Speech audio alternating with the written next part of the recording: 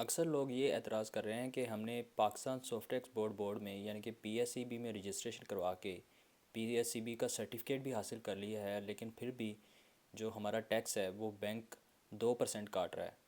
तो इसमें क्या इशू है, वो क्या गलती कर रहे हैं जिसकी वजह से उनका टैक्स कम नहीं हो रहा।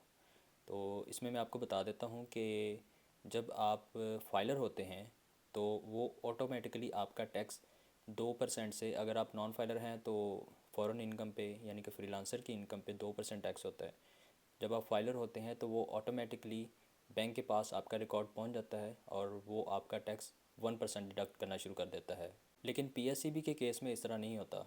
पीएसईबी की दो ऑप्शंस हैं। एक, आप फाइलर होने से पहले भी अप्लाई कर सकते हैं, यानी कि फाइलर होने के बगैर भी आपको मिल सकता है सर्टिफिकेट, और फाइलर होने के बाद भी। अगर आप फाइलर होने से पहले सर्टिफिकेट लेते हैं तो उसका आपको ये तो फ़ायदा होगा कि आप एक कम्युनिटी की मेंबरशिप हासिल कर लेंगे जो सॉफ्टवेयर एक्सपोर्ट करते हैं, या फ्रीलांसर्स का एक ग्रुप आप ज्वाइन कर सकते हैं, और हुकूमत की तरफ से जो इम्यूनिटीज़ सहूलियात आपको मिलती हैं वो भी आप ले सकते हैं। लेकिन अगर आप टैक्स की कमी के लिए पीएसईबी ले रहे हैं तो उसके लिए आपका फ़ाइलर होना ज़रूरी है। विदाउट फाइलर हुए अगर आप पीएसईबी का सर्टिफिकेट ले भी लेते हैं तो उसमें आपको टैक्स की कमी नहीं मिलेगी।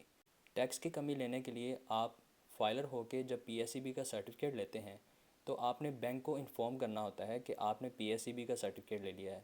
जब आप बैंक को इन्फॉर्म करते हैं, बैंक आपसे सर्टिफिकेट की डिमांड करता है। वो सर्टिफिकेट का जो आपका रजिस्ट्रेशन नंबर होता है वो आपसे लेता है, तो वो आपके बैंक अकाउंट को अपडेट कर देता है।